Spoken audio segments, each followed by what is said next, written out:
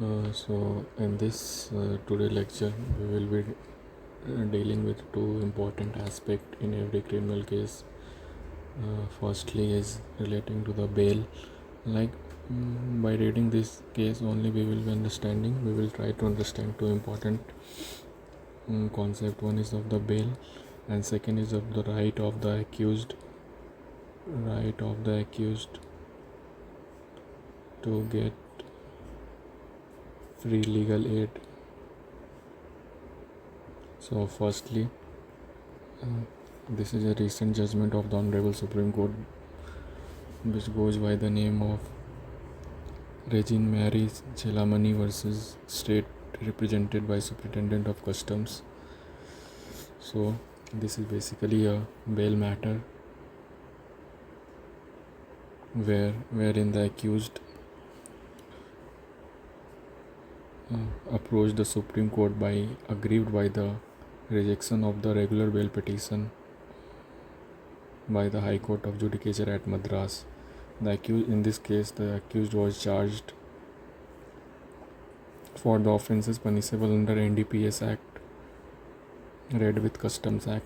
So the matter was related to NDPS, read with Customs Act. So moving further, the in NDPS cases, in the present case, the amount of the contraband which was seized from the present appellant was of the commercial quantity, that is above the commercial quantity. So basically in commercial, the quantity involved is commercial quantity, then the getting of the bail becomes very difficult. So but now in this case we will be discussing nothing, just 3-4 points, like on what grounds the court have granted the bail. Firstly, the court has went on to say that taken into consideration the custody of the accused. Firstly is the custody. The custody was of 4 years, 1 month and 21 days. So 28 days. So this is one of the important parameters while deciding the bail application, that the custody of the accused. Secondly, in this case the court has further taken into consideration the parity ground, that is one of the similarly situated person was granted bail. So this is also one of the important factor. Similarly situated person was granted bail, that is the ground of parity. It is very important factor in the case of bail. So and the bail to that person was granted by the Supreme Court only. So taking these two consideration, the Supreme Court has granted the bail to the accused. So these two are the important parameters. One is the custody and second is the similarly situated person was granted bail, that is the ground of parity. And thirdly, the Supreme Court has imposed certain conditions, like the accused will surrender her passport before the trial court. She will cooperate during the course of the trial and shall not take unnecessary adjournments, and a direction to the trial court to endeavor should be made to conclude the trial at the earliest. So with certain conditions, two conditions related to the accused and one direction to the trial court to conclude the trial at earliest. Now one of the important factors in this case is that the court has gone on to say that one of the important facet, which is also now we can see that it forms part of the BNSS, that is the right of the accused to get legal aid. Like in this case, the accused has not been represented by any advocate. So firstly we will be referring to the one of the provision of the BNSS, like what provision this is being mentioned, which is the section 340 and 341 of the BNSS. So we will be referring to these two provisions, and then we will be referring what the Supreme Court has dealt. So this is the provision of section 340. Right of the person. Any person accused of an offence before a criminal court or against whom the proceedings are instituted under this Sanhita may of the right be defended by an advocate of his choice. So this is one. So this basically these two provisions are the facets of Article 21. As you know, Article 21 is related to the life and liberty of an individual. So it encapsulates within itself a plethora of rights, and in this a free legal aid is one of the important facets, and this also has been recognized by the Supreme Court earlier in the case of Husainara Khatun, wherein the Supreme Court has said that the right to free legal aid is an part of Article 21. So we will be reading the provision. So basically this 341 clause 1 is the important. So wherein a trial or appeal before a court, the accused is not represented by an advocate, and where it appears to the court that the accused has not sufficient means to engage an advocate, the court shall assign an advocate for his defense at the expense of the state. So this is the important. So the court, while referring to this, has held. Now we will be reading what has the court has held in this case relating to the right to free legal aid.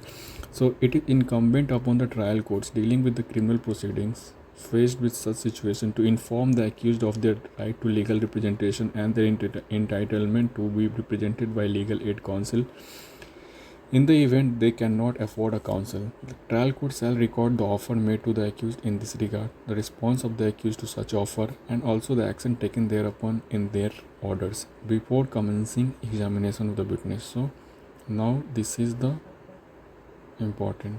So, and this procedure requires to be adopted and put in practice scrupulously. So we will be dealing with this.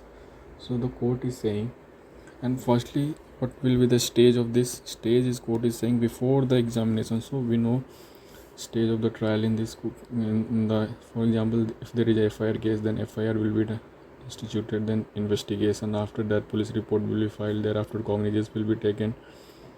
After cognizance, the case is trial by the court of session, or then it will be committal. Thereafter one more stage is there, that is supply of documents will be made to the accused. Thereafter the case will be committal. Thereafter the court will frame the charge.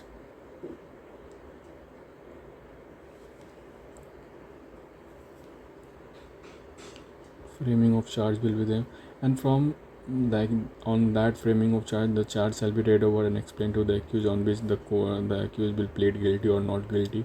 Thereafter, from here the trial begins.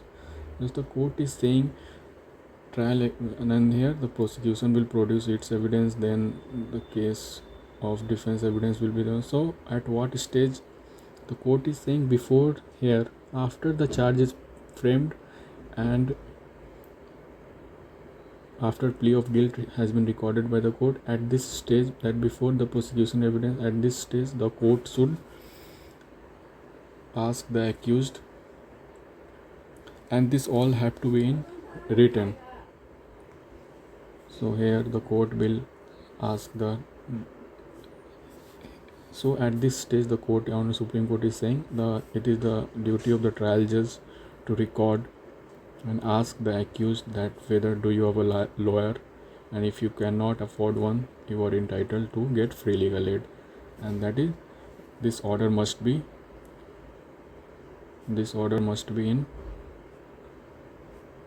in writing, and court has to record that the offer has been made, accused response, what was the accused response to that, and thereafter the action taken, that is if the accused stated that yes, I want a lawyer, whether it has been provided or not, and thereafter the trial can proceed. So Thereafter, then the trial proceeds. So this is the stage and this is the procedure which has to be kept in mind by the trial courts. Now here at present we will be referring to here one important judgment is relevant, that is the 1986 judgment, that is the Sukdas versus State of Union Territory of Arunachal Pradesh. So this is the 1986 Supreme Court judgment. This is a 3-judge bench judgment. Here in this case the Supreme Court has held that in this case the conviction of the appellant was set aside solely on the ground conviction of the appellant was set aside solely on the ground that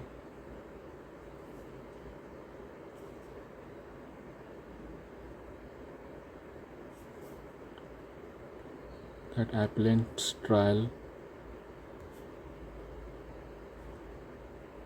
was vitiated due to lack of free legal aid. So this is so important part of the criminal trial that if this will not be provided to the accused, the whole trial will be vitiated. So this has to be kept in mind, and this is judgment is the one of the reiteration to that Sukdas versus State of Union Territory of Arunachal Pradesh. So that would be all. Thank you.